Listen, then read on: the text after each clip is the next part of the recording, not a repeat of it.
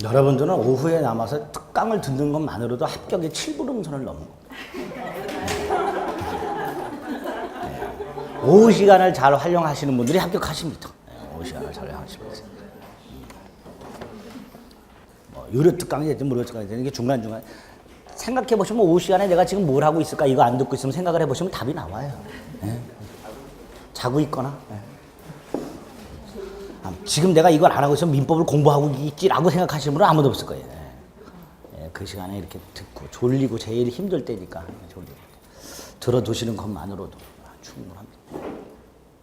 그리고 특강의 목적은 몇 개 건지는 거라 그랬어요. 그렇죠? 뭐 특강을 통해 갖고 아니 기본 이론 강의 그 많은 짱짱한 시간에 설명을 자세히 드려도 이해를 못했던 게 특강을 한다 해서 이해가 될 리는 없을 거 아니에요. 그렇죠? 그렇잖아요. 그러니까 처음부터 특강의 목적이 뭔지를 명확하게 잡으신 거야. 아, 내가 민법을 전반적으로 이해할 이거 아니고요. 몇 개 건지자 말이지. 몇 개 건지자. 그게 특강의 목적이에요. 그러니까 그렇게 방향을 잡으면 특강은 쓸모가 있는 겁니다. 자, 37번부터 무효와 취소와 관련된 무효 취소. 부가 나오기 전까지. 자, 이 무효 취소도 조문이 좀 있죠. 137조부터 146조까지 10개가 있어요. 그래서 여기도 이제 조문이 잘 나오죠. 먼저 137조는 일부 무효의 법리. 법률행위 일부분이 무효일 때 원칙적으로 전부 무효. 그렇죠?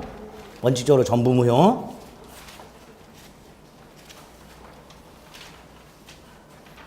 다만 예외적으로 나머지만 유효로 할 수 있는 게 있고요.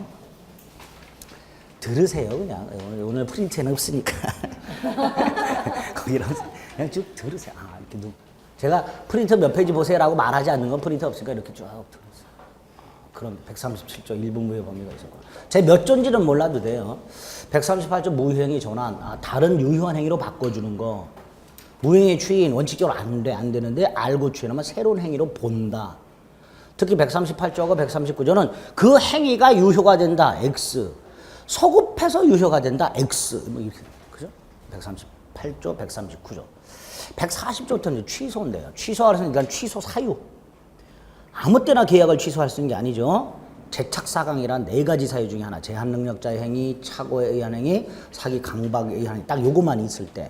그다음에 취소권자. 큰 스님 한 분 있다 그랬어요. 재착사강, 대승. 제한능력자, 착오에 의한 의사표시한 자, 하자 있는 의사표시, 사기 강박에 의한 의사표시한 자, 그 자들의 대리인, 그 자들의 승계인. 그 중에서 특히 제한능력자 조심하셔야 된다. 제한능력자는 자신의 행위를 단독으로 취소할 수 있다. 미성년자는 부모 동의 받지 않고 한 계약을 부모 동의 없이 취소할 수 있다. 따라서 제한능력자가 자신의 행위를 취소한 후에 그 취소를 또다시 제한능력을 이유로 재취소할 수는 없다. 이거 좀 까다로운 게 하나 나와요. 그렇죠? 거기 하나 있고. 대리는 다른 거 다 필요 없고 임의 대리는 원칙적으로 취소권이 없고 본인으로부터 별도의 수권을 받아야 취소할 수 있다. 세 번째, 누구한테 취소해야 되는가? 상대방. 직접 상대방. 직접 상대방의 포괄 승계까지만 된다.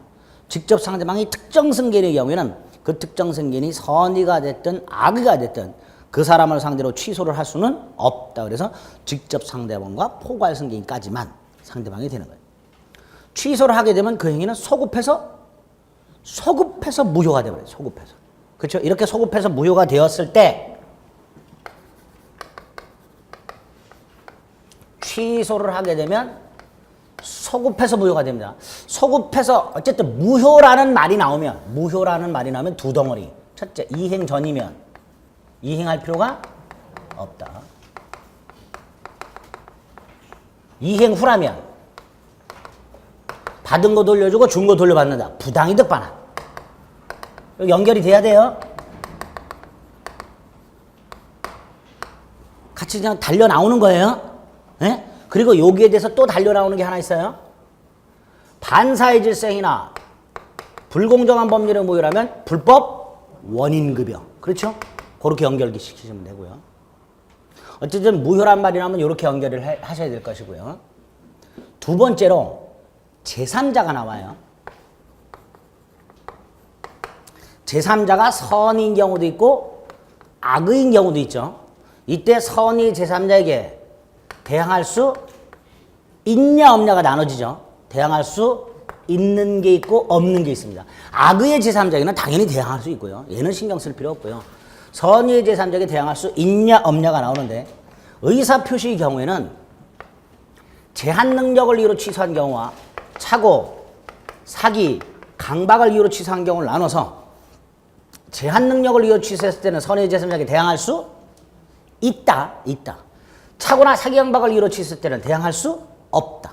그래서 제한 능력을 이유로 취소한 건 절대적 취소라고 하고 착오나 사기, 강박을 이유로 취소한 건 상대적 취소 이렇게 부르죠. 그리고 취소했을 때 이 부당이득 반환이 다시 새끼를 쳐서 원래 부당이득 반환이라는 건 선악에 따라 반환 범위가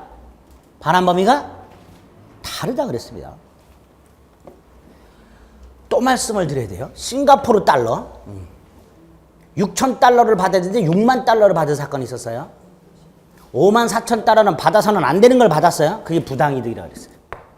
받아서는 안 되는 거 받은 거. 이게 부당이득이에요. 돌려줘야 되는데 5만 4천 달러를 돌려줘야 되는 거 아니라 그랬어요. 모르고 받았다면 쓰고 남은 것만 돌려주면 된다 그랬어요. 모르고 받았다면. 알고 받았다면 받은 5만 4천 달러에다가 이자를 붙이고 상대방 손해까지 배상해야 되는 게 부당이득 반환범위라고 그랬어요. 다만 제한 능력을 이유로 취소했을 때는 이 제한 능력자만큼은 선, 악, 불, 문 뭐만 반환하면 된다. 현존이익만 반환하면 된다. 이렇게 되겠죠? 이게 취소 효과에서 여러분들이 머릿속에 딱 틀이 잡혀 있어야 되는 것들. 기본적인 틀이에요. 이런 거에서 시험 문제가 나오죠. 이런 것들. 대항할 수 있냐 없냐. 취소 효과. 그 다음에 취소권을 소멸시키는 장치가 몇 개 있죠. 취소할 수 있는 행위 취. 이걸 취소권의 폭이라고 그랬습니다. 취소 원인이 소멸한 다음에 해야 된다 그랬어요. 그렇죠? 다만 취소 원인이 소멸하지 않았다 하더라도 추인할 수 있는 경우 두 개. 미성년자가 부모 동의받아서 추인하거나 또는 부모가 추인하거나 법정 대리인이 추인하거나 법정 대리인 동의받아서 추인하거나 이럴 때는 취소 원인이 소멸하지 않았다 하더라도 추인할 수 있다. 여기 하나 있고요. 또 하나가 법정 추인이 있습니다. 법정 추인은 추인한 것으로 간주를 해버리는 제도라 했어요. 두 가지 조심하시라고 했어요. 이행 청구하고 양도는 취소권자가 이행 청구 한 경우, 취소권자가 양도 한 경우 이것만 법정 추인이 된다 그랬습니다. 그리고 마지막으로 취소권의 단기 소멸이라고 146조 3년 또는 10년이 경과하면 취소권은 소멸한다. 취소할 수 있는 날부터 3년, 법률행위 한 날부터 10년. 제척기간이고 기간 도과 여부는 법원이 직권으로 조사. 세트죠. 취소권 같은 형성권 행사기간을 제척기간이라고 부르고 제척기간이 나오면 그 제척기간에 중단 정지가 있을 수 없다라는 거 하나고 법원이 직권으로 기간 도과 여부를 조사한다. 두 가지가 머릿속에 딱 떠오르셔야 돼요. 그렇죠? 그 정도 조문하고 내용 확인하신 다음에 무효 취소에서 하나 판례를 쫙 정리하실 게 있어요. 뭐? 유동적 무효 판례.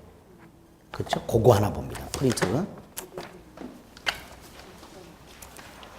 6페이지. 프린트 6페이지 보면 7번에 국토이용관리법상의 거래 허가를 받지 않은 토지거래 계약의 법률관계. 이때 토지거래 허가는 그 토지거래 허가 구역 내의 거래 계약의 특별 효력 요건이고요. 그 다음에 거래 후 허가를 받는 것을 원칙으로 한다 그랬어요. 그래서 허가 전 거래를 했다. 그리고 허가를 받았다. 허가 받으면 소급해서 유효가 된다. 따라서 거래를 하고 허가를 받기 전 상태, 이 상태가 뭐다? 이게 유동적 무효 상태다. 물론 처음부터 허가를 배제 잠탈할 목적이 있다면 이때는 유동적 무효가 아니라 확정적 무효다. 자, 이때 처음부터 허가를 배제 잠탈할 목적 가장 대표적인 게 미등기 전매. 그래서 토지거래 허가구역 내에서는 미등기 전매행위를 절대로 허용하지 않는다. 중간생략 등기 깡그리 무효다. 이렇게 되겠죠. 또 하나가 오른쪽 D.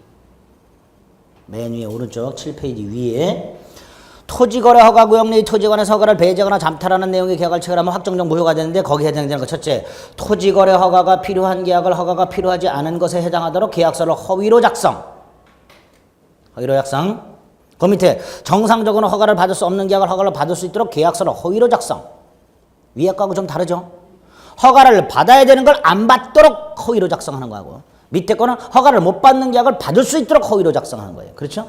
마지막으로 거주 요건을 갖추지 못한 자가 거주 요건을 갖춘 자의 명의를 도용해서 계약. 그럼 앞에서 좀 전에 말씀드린 미등기 전매하고 같이 네 가지죠. 예? 다음 중 처음부터 허가를 배제 감탈할 목적으로서 확정적 무효가 되는 것이 아닌 것은 여기 지금 말씀드렸던 네 개다가 하나 딱 끼워 넣겠죠. 그렇죠? 그렇게 자꾸 읽어주시면 돼요. 미등기 전매 행위 하나 포함시켜서 처음부터 확정적 무효. 그게 아닌 것들은 다 유동적 무효다. 왼쪽으로 갑니다. 자, 이때 2번 박스 안에 허가를 조건으로 한 경우 유동적 무효다. 일단 무효니까 양가로는 계약상 권리 의무는 생기지 않는다. 반가로 1번 이행 청구할 수 없고 2번 채무 불이행이 있을 수 없으니까 채무 불이행을 이유로 하는 계약해제나 손해배상 청구할 수 없고 유동적 무효 상태에서는 부당이득 반환 청구할 수 없고 그러나 계약금에 의한 해제는 할 수 있다. 허가 구역 내에서 허가 전 거래하면서 계약금을 주고받았다. 받은 사람은 100을 주고 해제할 수 있고 준 사람은 포기하고 해제할 수 있다. 이 별개다. 그죠? 계약금 해제. 양가라면 허가 신청 절차 협력 의무가 있다. 그러나 그 허가 신청 절차 협력 의무를 이행하지 않았다 해서 계약 자체를 해제할 수는 없다. 손해배상 따위는 청구할 수 있지만. 그 다음에 대금 지급 의무는 아직 생기지 않은 상태니까 허가 신청 절차 협력 의무와 대금 지급 의무는 동생관계가 아니다. 그리고 확정적 무효가 되는 경우가 있고 유효가 되는 게 있는데 유효가 되는 거 3개. 허가받은 경우, 구역 지정이 해제된 경우, 지정기간이 만료됐는데 재지정하지 않은 경우 3가지 외우셔야 돼요. 확정적으로 유효가 되는 경우. 그리고 몇 가지 판례들. 첫 번째 A. 갑과 을이 계약을 하는데 허가구역 내에서 허가전 거래했어. 허가전 거래했는데 갑이 사기를 당했어. 또는 을이 사기를 당했어. 또는 착오가 있었어. 취소 사유가 있죠. 또는 다른 걸 위반했어. 무효 사유가 있어. 이렇게 허가를 받지 않았다는 것 이외에 별도의 무효나 취소 사유가 있다면 그 별도의 무효 취소 사유를 주장할 수 있다 없다? 있다. 그래서 확정적 무효로 돌리고 허가 신청 절차 협력과 의무를 면할 수 있다. 이렇게 되죠. B번 아까 불허가 처분이 내려지면 확정적으로 무효가 되는데 이 불허가 중에서 보정을 명하는 의미의 불허가 처분이 있어요. 실제로요. 부산에 사는 사람이 과거에 통합창원시 생기기 전에 마산시였을 때 마산시에 있는 땅을 샀는데 그 마산시가 토지거래 허가구역으로 묶여 있을 때예요. 부산에 있는 사람이 그 토지거래 허가구역에 땅을 샀어요. 사면서 허가신청서를 냈겠죠. 사고 나서 허가신청서를 냈는데 부산에 있는 사람이 허가신청서에 뭐라고 썼냐면 첫째, 마산으로 이주할 생각 없음. 2번, 토지에 대해서 딱히 사용 계획 없음. 이렇게 써서 냈어요. 그러니까 관할관청이 보니까 황당한 거야. 이 자식은 도대체 왜 산 거야? 그래서 불허가 꽝 찍으면서 요 땅으로 쓰면 허가가 안 나니까 이렇게 다시 써. 이렇게 했어요. 불허가는 불허가인데 보정을 명하는 의미의 불허가 처분한 적이 있습니다. 이때 우리 판례가 여전히 유동적 무효다. 그래서 불허가 처분이 내려지면 유효가 될 여지가 없다. 그러면 안 돼요. 불허가 처분이 내려지면 원칙적으로 무효가 되지만 확정적으로 무효가 되지만 예외적으로 여전히 유동적 무효인 경우가 있더라. 그게 B.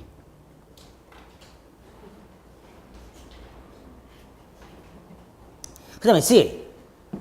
끝끝내 한 놈이 허가 신청자에 협력할 의사를 밝히지 않아. 일방적으로 이 놈이 나 협력 못해. 일방적으로 철회를 해버리는 경우가 있어요. 한 놈이 계약을 지멋대로 철회를 해버려요. 그럼 확정적 무효가 된다 그래요. 자, 이때 확정적 무효가 되는데 이 놈이 잘못이 있죠. 함부로 일방적으로 철회할 수 있어요 없어요? 없어. 근데 철회하면서 나는 내 목에 칼이더라도 허가를 못 받아. 그랬어요 이 자식. 요놈한테 잘못이 있죠. 잘못이 있는 놈도 무효라는 걸 주장할 수 있는 거예요. 손해만 배상하면 되는 거예요. 그래서 C. 계약이 확정적으로 무효됨에 귀책 사유 있는 자라 하더라도 무효를 주장할 수 있다.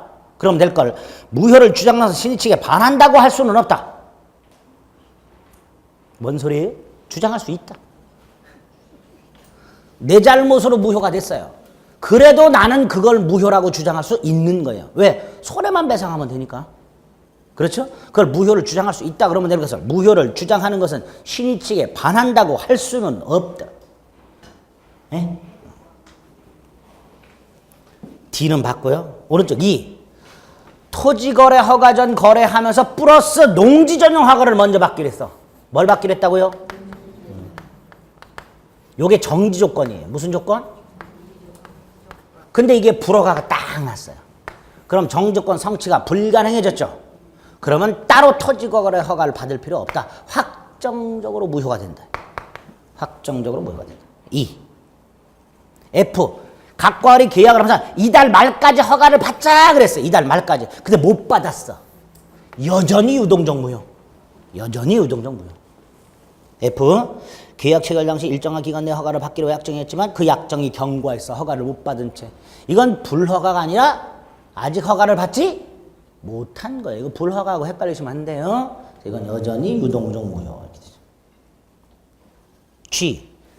이건 이제 계약금 계약과 연결시켜서 아까 토지거래 허가구역 내에서 계약을 하면서 계약금을 받았다면 계약금 해지할 수 있다 그랬죠. 그렇죠? 그런데 그걸 안 하고 있는 상태에서 허가를 받았어요. 이때 이 허가를 받았다를 이행 착수로 보면 허가 후에는 더 이상 계약금 해지를 못 하겠죠. 계약금 해제는 당사자 일방이 이행에 착수하기 전까지만 한 거니까. 그런데 우리 판례 이거 이행 착수? 아니다. 허가받았다는 사실 자체는 아직 이행 착수가 아니에요. 왜? 허가를 받아야 유효가 되고 그때부터 이행을 준비하는 거예요. 그러니까 이 허가는 이행 준비 전 단계예요. 아예. 허가를 받아야 유효가 되죠. 유효가 돼야 계약을 이행할 준비를 할 거 아니에요. 그러니까 허가는 이행 착수도 아니고 준비도 아니고 그 전 단계니까. 이행 착수 아닌 거예요. 그래서 허가를 받았다 하더라도 여전히 계약금 해제할 수 있다. 그렇죠? 그 다음에 우리 시험범에서 나와서는 안 되는 지문이 2개가 나온 적이 있어요. 하나가 처분금지 가처분과 관련된 거예요. 각과 을이 허가구역 내에서 허가 전 거래했는데 이 을이란 자식이 걱정스러워요. 왜? 자기는 이 땅이 꼭 필요한데 다른 사람한테 팔아먹을 것 같아. 더 비싸게 주는 사람이 나타나면. 그럼 얘가 할 수 있는 게 처분금지 가처분이에요. 뭐라고요? 처분금지 가처분. 근데 이 처분금지 가처분 신청할 때는 어떤 권리를 근거로 신청하느냐가 대단히 중요해요. 근데 두 놈이 있었어요. 이 자식이 이전 등기 청구권을 근거로 처분금지 가처분을 신청한 게 있었고요. 또 하나가 허가 신청자차 협력 청구권. 이걸 근거로 가처분 신청을 한 적이 있어요. 근데 판례 이거는 안 되고 이건 된다. 이전 등기 청구권을 보전하기 위해 어쨌든 뭐 이전 등기 청구권 어쩌고 저쩌고 처분금지 가처분 어쩌고 저쩌고 나면 X. 반면에 허가 신청 절차 협력 이행 청구권 어쩌고 저쩌고 가처분 나면 O. 이렇게. 예? 간단해요. 간단해. 아니 왜 금시초문 표정들을 지으실까? 좀 지문에서 많이 보셨을 텐데. 처음 보셨어요? 외우면 돼 그러면. 네. 처음 보는 건 외우는 거고요. 들었던 건 기억을 환기하는 거고 그렇습니다. 우리 시험법에서 나와서는 안 되는 게 2번이나 출제가 됐어요. 아니, 거지같이. 에이, 간단해요. 뭐 이해하려고 하지 마시고요. 예. 이전 등기 청구권 어쩌고 저쩌고 가처분 X. 협력 청구권 어쩌고 저쩌고 가처분 돼. 됐죠? 일단 유동적 무효 요 정도. 그래서 조문 쭉 기본적인 개념 쭉 확인하시고 판례 요거 유동적 무효 관련된 판례 사안 나오는 거 요거 확인하시면 됩니다. 보겠습니다. 37번. 37번에 보면 1번에 취소할 수 있는 법률 행위를 추인이라고 되는데 우리 시험범에 추인이 3개가 있죠. 예? 우리 시험범에 추인이 3개가 있어요. 아세요? 몰라. 아세요? 그러면 너나 이 자식아 표정이 저 자식이 또 뭘 모르는 걸 자꾸 물어보나 그런 표정. 아니, 이미 다 한 건데. 무권대리 추인이 있고요. 무효행위 추인이 있고요. 취소할 수 있는 행위 추인이 있어요.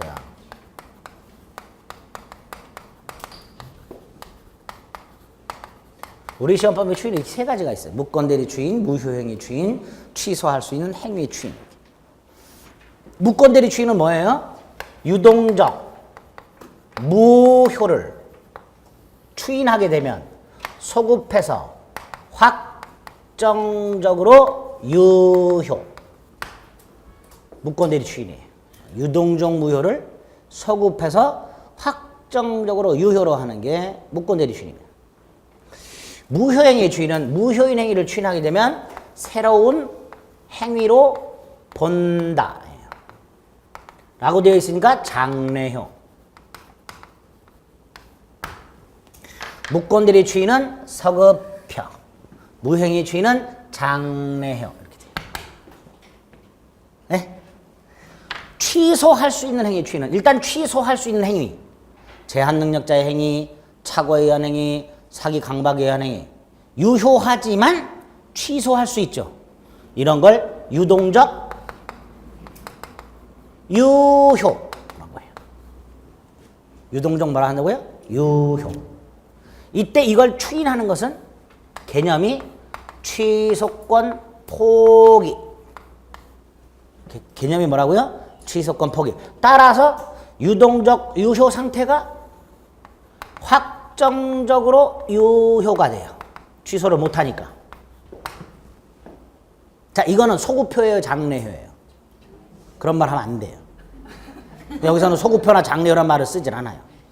소구표나 장래효라는 말은 효과가 반대로 바뀔 때 쓰는 말이에요. 소구표나 장래효로는 있다가 없어지거나 없다가 있어지거나 무효가 유효가 되거나 유효가 무효가 되거나 요럴 때 쓰는 게 소급이냐 장래효고요. 이거는 그냥 유동적 유효 상태가 확정적 유효로 바뀌기 때문에 소구표나 장래효란 말을 쓰지 않습니다. 그래서 판례도 이 경우에 취소할 수 있는 행위를 취하게 되면 취소할 수 있었던 행위가 확정적으로 유효가 되므로 소구표는 문제되지 않는다 이렇게 말해요. 이 세 가지 추인이죠. 알고 계시죠? 다 아시는 거예요. 모아놓으니까 또 처음 듣는 얘기처럼 보이죠? 그 중에서 동그라미 1번 이거죠? 취소권 포기했죠? 포기했으니까 더 이상 취소하지 못한다 이렇게 되겠죠. 옳은 지문이네요. 2번이 틀렸죠? 법률행 일본이 무효 원칙적으로 전부를 무효로 한다. 맞죠? 죄송합니다. 전부를 무효로 하죠. 3번은 비진의 표시로 무효인 법률행위를 당사자가 무효임을 알고 추인. 이 세 가지 중에 어떤 거예요? 어떤 추인이에요 이거? 3번? 예? 요 3번 지문 무슨 추인이에요? 자, A, B, C, B. 그러니까 뭐예요? 새로운 행위로 본다. 옳은 지문이죠. 4번 법정 대리인은 취소 원인이 소멸하기 전에는 취소할 수 있는 행위를 추인할 수 없다. 예를 들어서요. 미성년자가 계약을 했어요. 미성년자 갑이 을과 계약을 했어요. 이때의 미성년자 이거 미성년인 상태에서 추인할 수 있어요 없어요? 없죠. 성년자가 되고 나서 추인하게 되는 거죠. 성년자가 됐다는 게 뭐예요? 취소 원인이 소멸. 그래서 요 취소할 수 있는 행위 추인은 그냥은 못하고 취소 원인이 소멸한 후에 해야 돼요. 그냥 쉽게 미성년자는 미성년인 상태에선 추인할 수 있다 없다? 없다 이런 뜻입니다. 성년자가 된 후에 추인할 수 있다는 거예요. 근데 예외가 두 개가 있어요. 이게 원칙인데 요 미성년자의 법정 대리인이 있겠죠. 이 사람이 추인하는 경우 돼요. 얘가 미성년인 상태에서 얘가 아직 성년자가 되지 않은 즉 취소 원인이 소멸하지 않은 상태에서 법정 대리인 추인할 수 있는 거고요. 또 하나가 얘 미성년자가 누구 동의받아서 법정 대리인 동의받아서 추인하는 경우 요 두 가지는 예외더라 말이죠. 그래서 취소할 수 있는 행위 추인은 취소 원인이 소멸한 후에 추인해야 되는데 예외가 두 가지가 있을 수 있다. 그 중에 하나가 있습니다. 4번 법정 대리인은 취소 원인이 소멸하기 전에도 추인할 수 있다라고 해야죠. 5번은 무효행위 전환 138조 조문 그대로. 38번 무효 또는 취소가 나 설명 틀린 것은 1번 무효행위 추인은 명시적 의사표시를 해야 된다. 자, 머릿속으로요. 의사표시는 원칙이 명시적으로 해도 되고 묵시적으로 해도 기본이에요. 왜 그렇죠? 우리가 의사표시에서 표시행위 할 때 표시행위는 명시적, 묵시적을 불문한다. 원칙으로 삼았어요. 그러니까 의사표시는 원칙적으로 명시적으로 해도 되고 묵시적으로 해도 됩니다.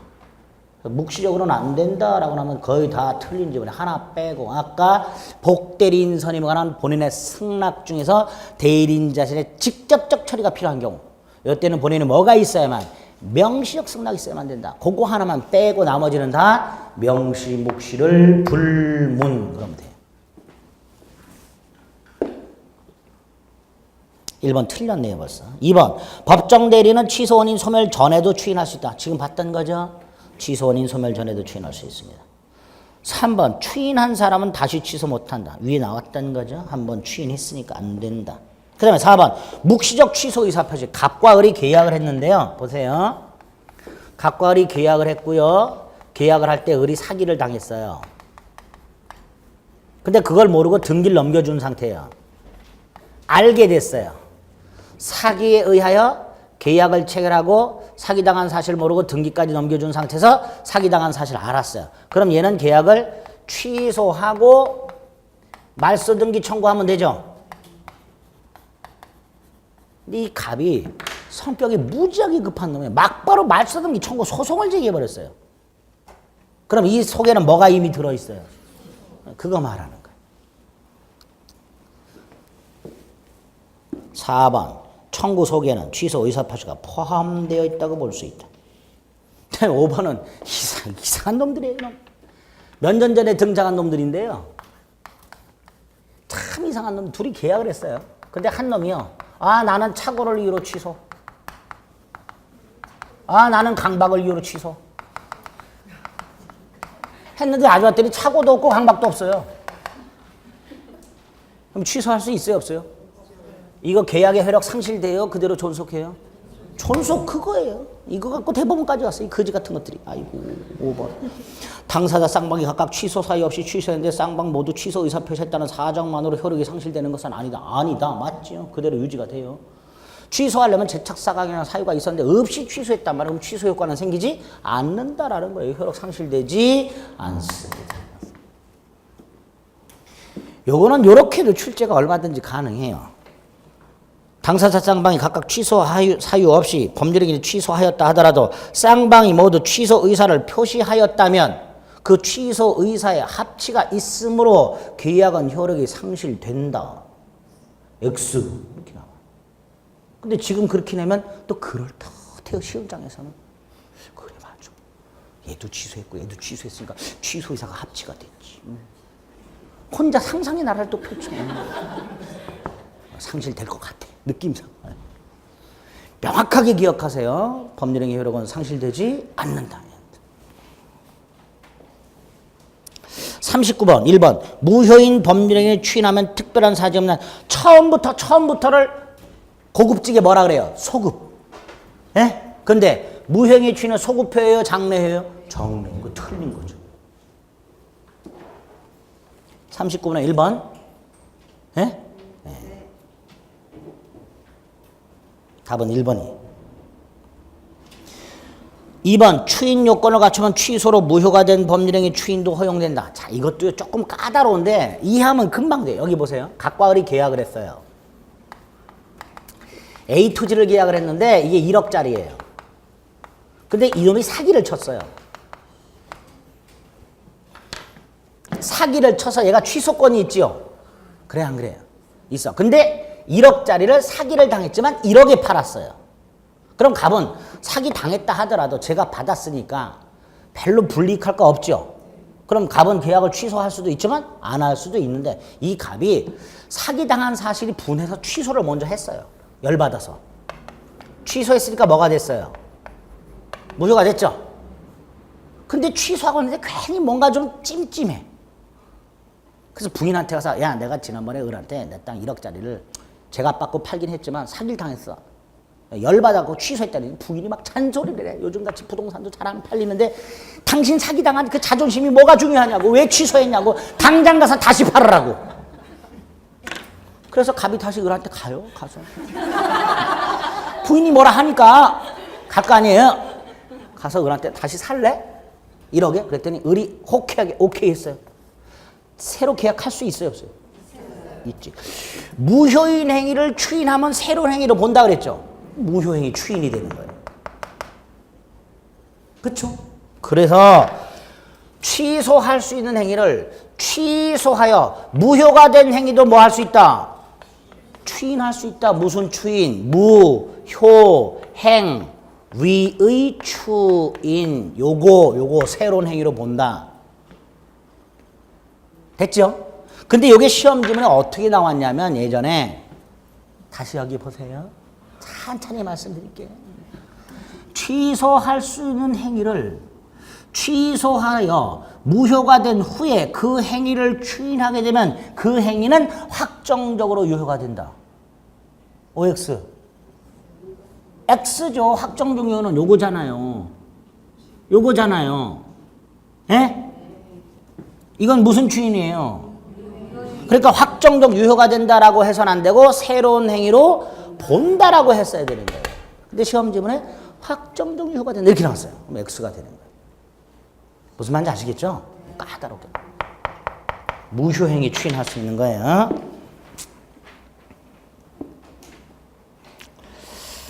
(3번) 반사회 질서행위는 추인 따위 인정 안 된다 그랬고요. 4번 무효인 법률행위에 따른 법률 효과를 침해하는 것처럼 보이는 위법행위가 있더라도 그 손해배상 청구할 수 없다. 무슨 말인지를 몰라요. 이게 무슨 말이야? 무효인 법률행위에 따르는 법률 효과를 침해하는 것처럼 보이는 위법행위가 있더라도 그 손해배상을 청구할 수 없다. 이런 거예요. 각과 을이요.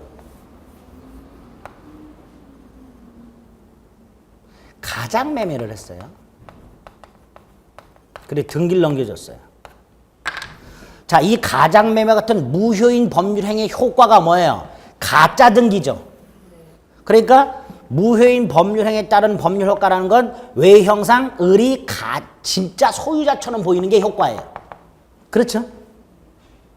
무효인 법률행위에 따른 법률 효과란 요거 말하는 거예요. 요거.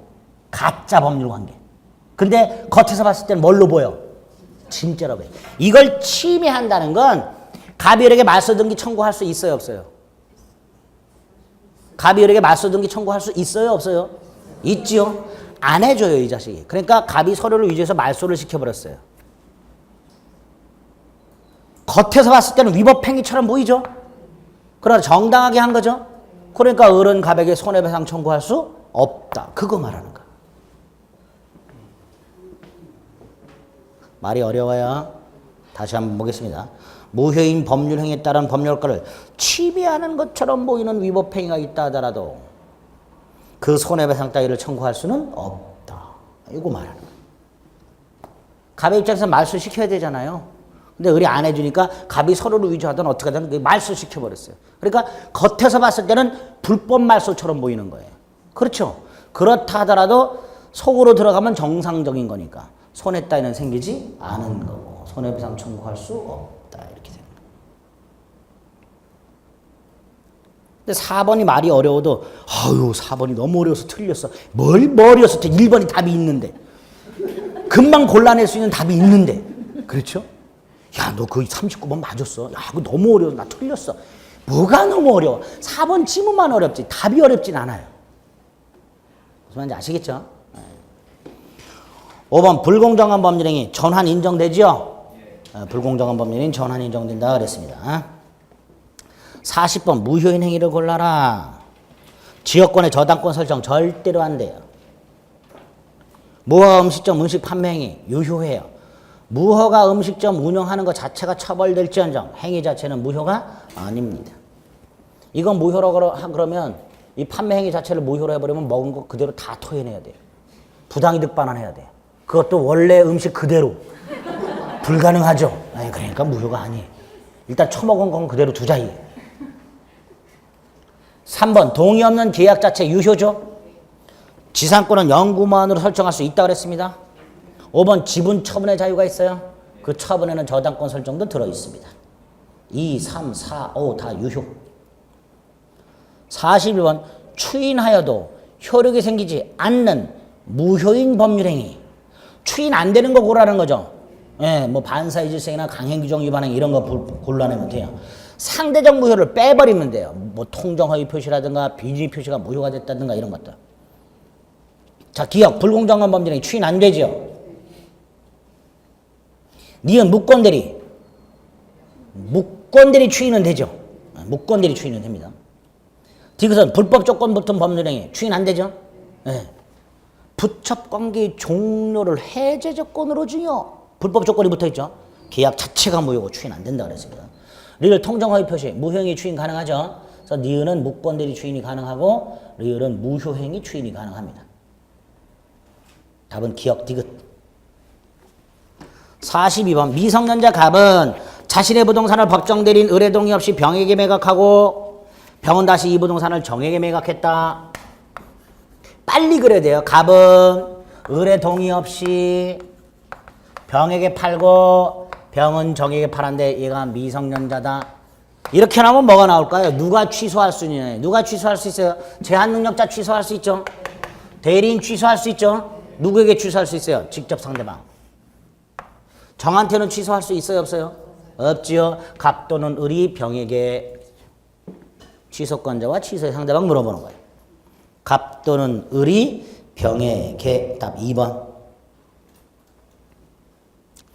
43번 갑이 을을 기망해서 건물을 매도하는 계약을 을과 체결했다. 자, 갑이 을을 기망했어요. 계약을 했고 이렇게 기망을 했어요. 매도하는 계약이니까 갑이 매도인, 을이 매수인 이렇게 되겠죠. 자, 누가 취소권자예요? 을이 취소권자죠.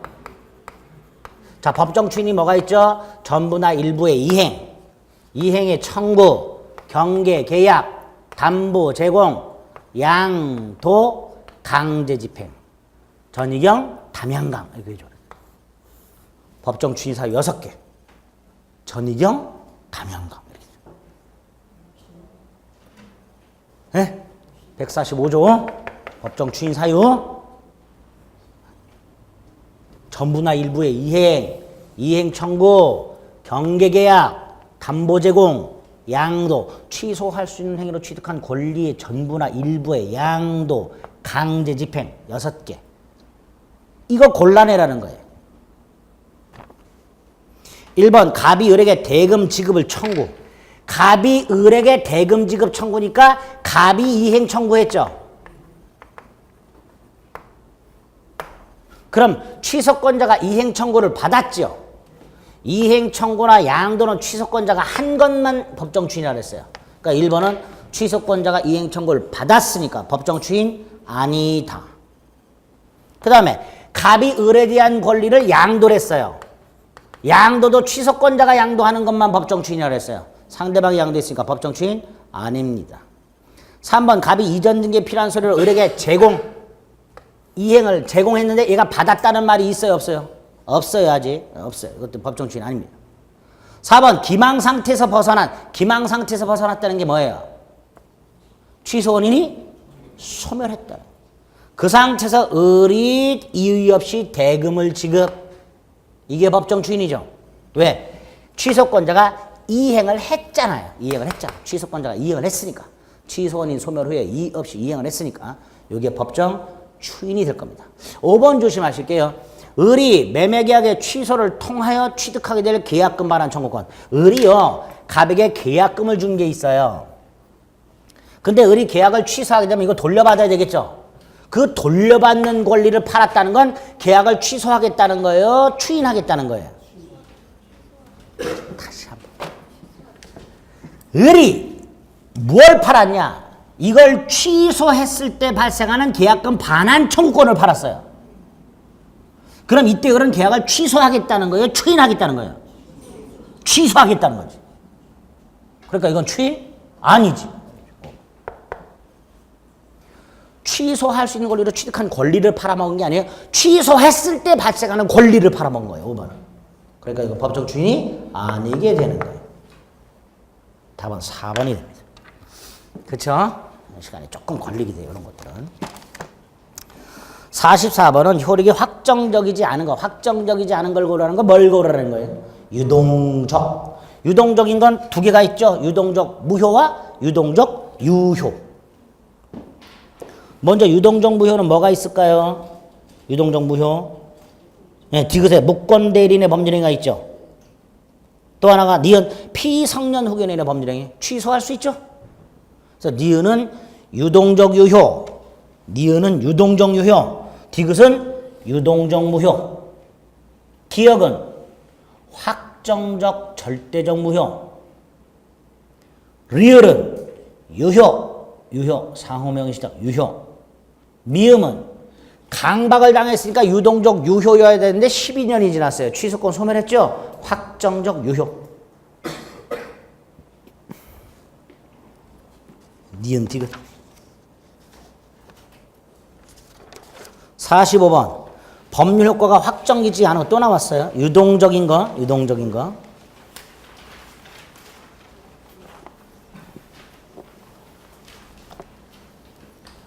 먼저 디귿은 강박으로 인한이라고 돼 있으니까 뭐예요?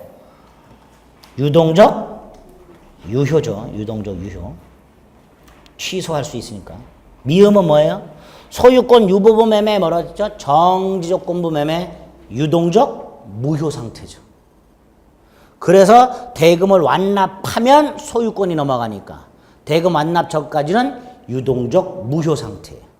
일단 답이 디귿, 미음. 리얼 조건부 권리를 처벌하는 것 자체는 그냥 유효입니다. 기역, 허위 표시 확정적 무효입니다. 니은 무권 대리인의 상대방이 거절하는 의사표시.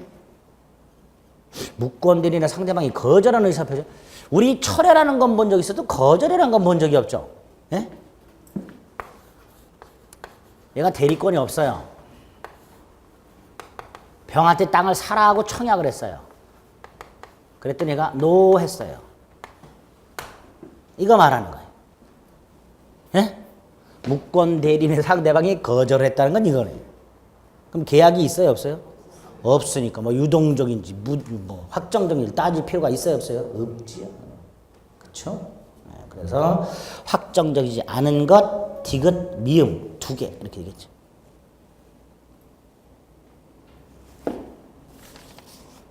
됐죠?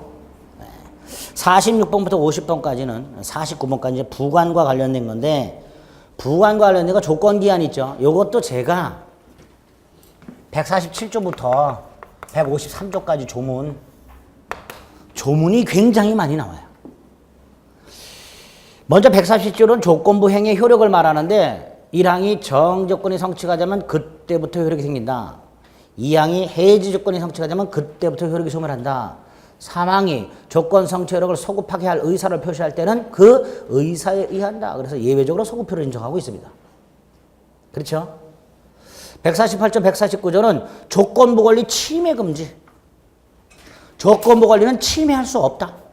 또 하나가 일반 규정에서 처분, 상속, 보존, 담보로 할 수 있다. 150조 반신의 행위. 조건 성취로 이익을 받을 당사자가 신의 측에 반해서 조건을 성취시켜버려 반대 당사자는 불성취를 주장할 수 있다. 조건 성취로 불이익을 받을 당사자가 조건 성취를 방해했다. 그럼 상대방은 성취를 주장할 수 있다. 이때 언제 성취된 걸로 볼 것이냐? 판례. 조건 성취를 방해하는 행위가 없었다라면 성취되어서 추산되는 때 성취한 것으로 볼 것이다. 151조 불법 조건이 붙어있는 법률행위는 무효. 법률행위 전체가 무효. 그 다음에 2항 3항 기정조 기해무 불정무 불해조 외우고 계시죠? 네? 조건이 법률행위 당시에 이미 성취한 경우 그 조건이 정조건이면 조건 없는 법률행위고 해지 조건은 무효로 한다. 불능조건 조건이 법률행위 당시에 이미 성취가 불가능한 경우 그 조건이 정조건이면 무효로 하고 해지 조건이면 조건이 없는 행위로 한다. 기정조 기해무 불정무 불해조 예? 아니 고민을 하세요. 외우시란 말이에요. 조문을 다 외워야 돼요. 일단 외우시고요. 기한과 관련해서 어때요? 152조, 153조, 152조 기한도래, 시기도래 한때부터 효력 생겨. 종기도래 한때부터 효력 소멸. 소급표는 절대로 인정한대. 이렇게. 기한도래 효과는 절대로 소급표가 인정 안 된다. 그 다음에 기한의 이익. 채무자 이익을 위한 걸로 추정한다. 포기할 수 있다. 그러나 상대방 이익을 해야지는 못한다. 이익을 해야만 손해를 배상하고 포기할 수 있다. 조문. 거기다 이제 판례 몇 가지만 추가하시면 돼. 부관은 이해하려고 하지 마세요. 안 돼요, 이해가. 어려워요. 정조건, 해조건 막 섞여서 나오면요. 이게 조건인지도 몰라. 근데 한 문제는 맞아야 돼. 역시 조문밖에 없어. 보겠습니다. 어떻게 나오는지. 46번에 기억. 상대방이 동의하면 해제 의사표에 조건 붙이는 것은 허용된다. 이거 조문 아니에요? 그런데 이건 기억하고 계셔야 돼요. 우리 단독행위 특징에서. 단독행위의 특징이 세 가지가 있었습니다. 첫째가요. 단독행위 법정주의라고 해서요. 법에서 정해져 있는 경우에만 단독행위 하는 것을 원칙으로 한다. 이렇게. 또 하나가 조건기한 붙일 수 없다예요. 단독행위는. 하나는지 나중에 보고요. 일단 두 가지 특징. 단독행위 법정주의하고 조건기한 붙일 수 없는데 여기에 예외가 있어요. 조건기한 붙일 수 있는 경우. 첫째가 상대방이 동의한 경우.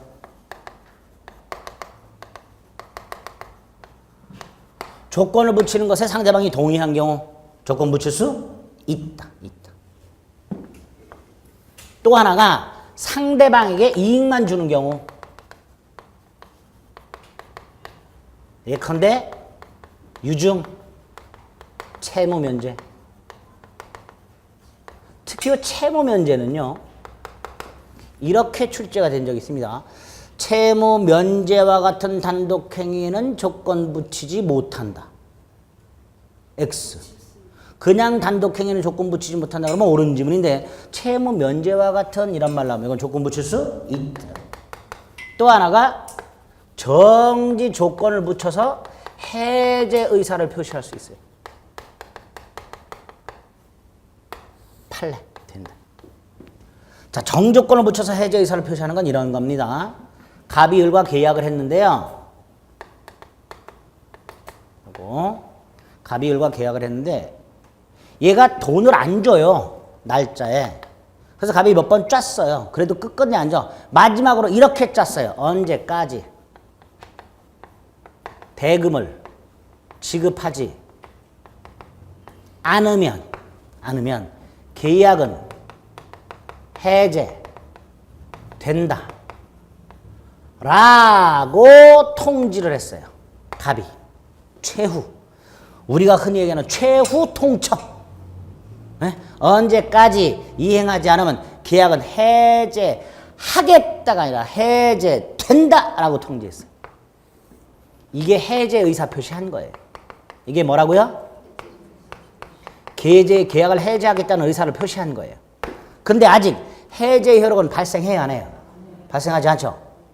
해제 효력은 아직 발생하지 않다가 언제 발생해요? 지급하지 않으면 발생하죠. 그러니까 언제까지 지급하지 않는다. 이게 해제 효력을 발생시키는 무슨 조건? 해제 효력을 발생시키는 정조건이 되는 거예요. 그러니까 언제까지 이행하지 않으면 계약은 해제된다. 라는 통지를 우리 판례가 그때까지 이행하지 않는 것을 정지 조건으로 하는 해제의 의사 표시라고 말을 해요. 그러다 보니까 해제라는 단독행위에 뭘 붙일 수 있구나. 정조건 붙일 수 있구나.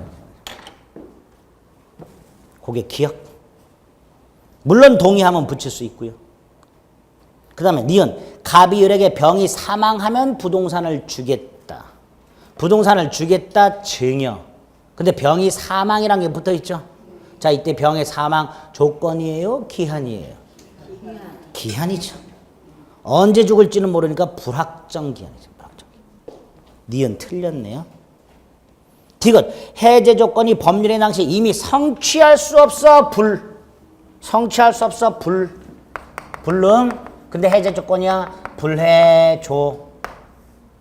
조건 없는 행위로 유효라고 해야 되죠. 디귿 틀렸네요.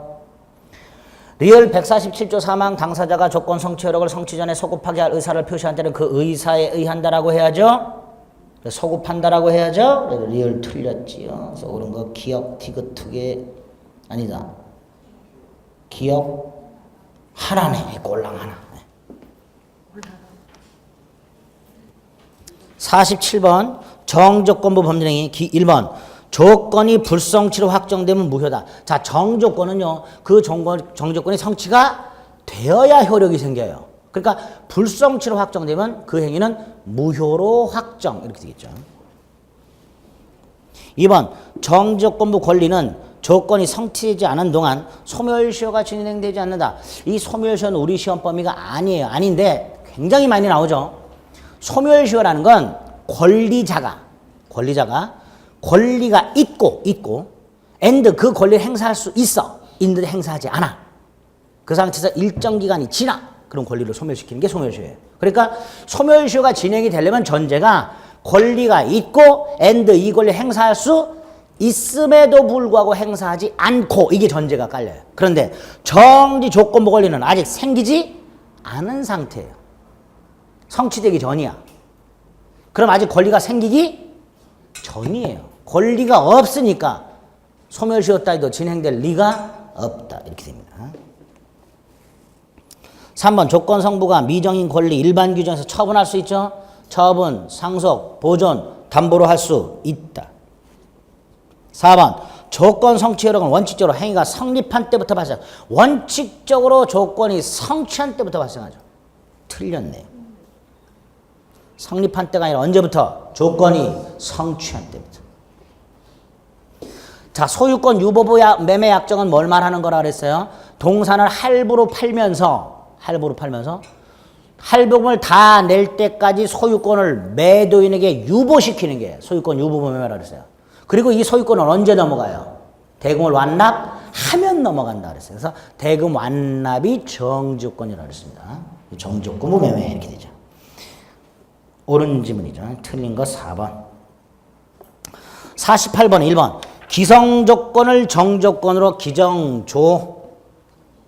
조가 뭐예요? 조건 없는 행위로 본다라고 해야죠. X. 2번 사회질서에 반한 조건을 네 글자로 뭐라 그러지요? 불법 조건. 이 붙은 법률행위는 전체가 무효. 2번도 X. 3번 일반 규정에서 처분, 상속, 보존, 담보로 할 수 있다. 3번도 X. 4번 해제 조건인데 성취가 되질 않았어요. 자, 해제 조건이 성취가 되어야 효력이 소멸하는데 성취가 안 됐으니까 효력은 소멸하지 않는다. 이렇게 되겠죠. 5번 정조건의 성취가 되면 소급해서 효력이 생겨. 또 틀렸네 이거. 그렇죠? 장래효라니까요. 성취한 때부터 효력이 생긴다 라고 해야죠. 답은 4번이 되겠죠. 49번에 1번 또 나왔어요. 처분, 상속, 보존, 담보로 할 수 있다. 옳은 지문이네요. 2번은 정조건부 법률행위 조건이 성취되면 그 효력은 행위시로 소급해서 또 나왔네. 또 틀렸네. 그렇죠? 입에서 단내가 나요. 이런 지문들은.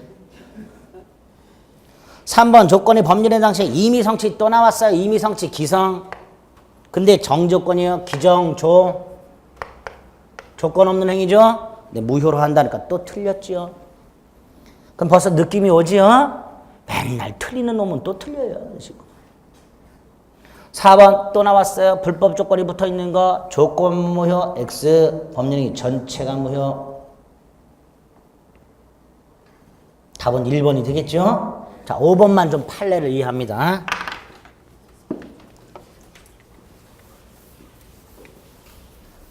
각과 을이요. 계약을 했는데 여러분들 신용카드 같은 걸 긁게 되면 영수증이 나오고 영수증 뒷면에 약관이 빼곡하게 기재가 되어 있는 걸 보신 적이 없지요. 한 번도 확인 안 하시죠. 이따 쉬는 시간에 당장 확인해 보세요. 혹시 신용카드 영수증이 있는 분들은 뒤에 보면 이렇게 잘려 있기 때문에 없는 경우도 있지만 이렇게 몇 장을 연결하다 보면 기한이익 상실 조항이 반드시 들어있어요. 뭐라고 되어 있냐면 할부금을 2회 이상 연체하면 기한이익이 상실된다 이렇게 되어 있어요. 그걸 기한이익 상실 특약이라고 해요.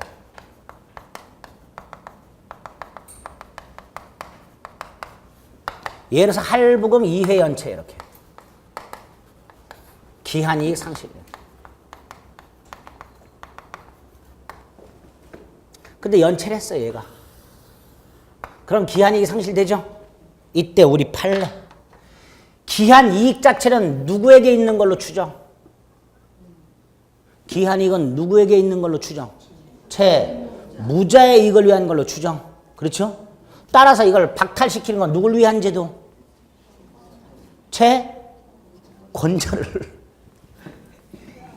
이거는 채무자의 이익을 위한 걸로 추정하니까 그걸 뺏는 건 누굴 위한 제도예요? 채권자를 위한 제도예요. 그래서 기한이익 상실이라는 것 자체는 누굴 위한 제도다? 상실 제도. 그래서 우리 판례가 만약에 기한이익 상실 특약에서 정해진 사유가 발생하면 이 채권자가 초이스를 할 수 있어요. 선택을 할 수 있어요. 두 가지. 하나가 연체이자를 붙여가지고 계속해서 이행을 청구할 수도 있고, 연체이자를 붙여 계속해서 이행을 청구할 수도 있고, 또 하나는 기한이익 상실을 주장하여 기한을 도래시키고 원금을 전부 즉시 변제를 청구할 수도 있고, 두 가지 선택을 채권자가 할 수 있다라고 해요. 그러니까 기한이익 상실 특약이 있고 그 특약에서 정해진 사유가 생겼을 때 바로 기한이 도래하는 것이 아니라 채권자가 뭐 해야? 주장해야 기한이 도래하는 거예요. 그렇죠? 바로 기한이 도래하는 게 아니라. 그래서 요 기한이익 상실 특약에서 정해진 사유가 생겼을 때 이 채권자의 요 주장이 기한을 도래시키는 형성권이라고 해석을 해요. 그래서 이 특약 자체는 무슨 특약으로 보는 거예요? 형성권적 특약으로 본다. 기한이익 상실 특약은 특별한 사정이 없는 한 무슨 특약으로 본다? 형성권적 특약으로. 그 의미는 그 특약에서 정해진 사유가 생겼다 하더라도 바로 기한이 도래하는 게 아니라 누가? 채권자가 주장해야만 기한이 도래한다. 이렇게 해석을 해요. 여기까지 됐죠? 근데 처음에 기한이익 상실 특약 하면서 이렇게 했어요. 플러스 2회 이상 연체하게 되면 채권자의 청구 없이도 즉시 기한이 도래한다. 이렇게 별도의 약정을 했어요. 만약에 이렇게 별도의 약정을 했다면 2회 이상 연체했을 때 채권자가 주장하지 않더라도 바로 기한이 도래하죠. 이걸 정지조건부 특약이라고 해요.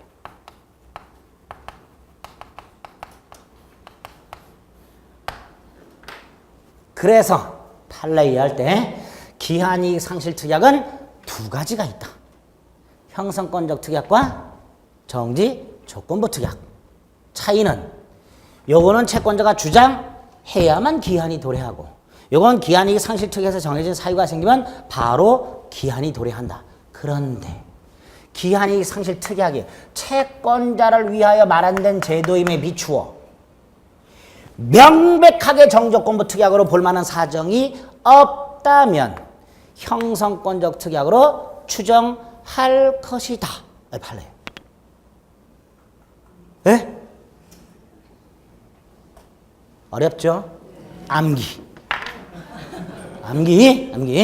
기한이익 상실 특약은 명백하게 정족보고 특약으로 볼 사정이 없다면 형성권 특약으로 추정한다. 판례.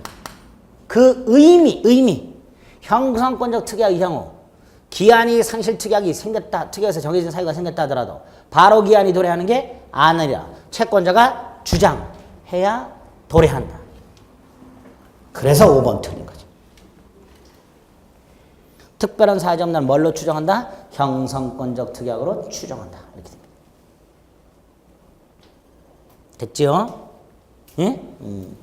50번 원칙적으로 소급표가 인정되는 것. 소급표가 원칙적으로 소급표를 찾아요. 원칙적으로. 1번 일부 취소. 아까 뭐라 그랬죠? 취소. 소급표 성무효가 돼. 이게 답이죠. 2번 해지 장래요. 3번 기한도래 무조건 장래요. 4번 새로운 행위로 본다 장래요. 5번 물권 변동식이 가등기한때로 소급하는 게 아니라 본등기한때. 2, 3, 4, 5 다 장래요. 1번만 소급표. 이런 건 뭐 모아서 외우는 게 아니에요. 그 각각의 제도들을 볼 때마다 이게 소급이냐 유효를 자꾸 확인을 하셔야 돼요. 모아서 하면 더 헷갈려요. 더 헷갈리니까 1번을 답으로 체크하시면 되겠습니다. 이렇게 5년간 나왔던 10문제씩 딱 50문제의 민법 총칙을 확인해 봤습니다. 원래 오늘 물권 총론까지 하려고 했는데 또 못 보네요. 예. 다음 주부터는 조금 더 하겠습니다. 조금 더 할 테니까 오늘은 여기까지. 두 번째로 오늘 나눠드린 프린트에 물권법까지 있는데 이거 안 가져오시는 분들이 많아요. 그래서 또 다음 주에 또 갖고 달라고 하시는 분들이 계신데 그러지 말고요. 이 물권법 총론 사이에 끼워 넣으세요. 이렇게 끼워 놓으시면 다음 주까지 여러분들이 절대로 이거 안 펼쳐보세요. 그러니까 그대로 갖고 오실 수가 있어요. 잊지 않고. 무슨 말인지 아시겠죠? 이거 따로따로 보관하지 마시고 그 물권 총론에다 다 끼워 놓으세요. 그러면 절대로 잊지 않고 갖고 올 수가 있어요. 아시겠죠? 저만 쳐다보세요. 자, 오늘 일단 여기까지 하고 다음 주부터는 조금 더 하겠습니다. 예, 여기까지 하겠습니다. 수고하셨습니다.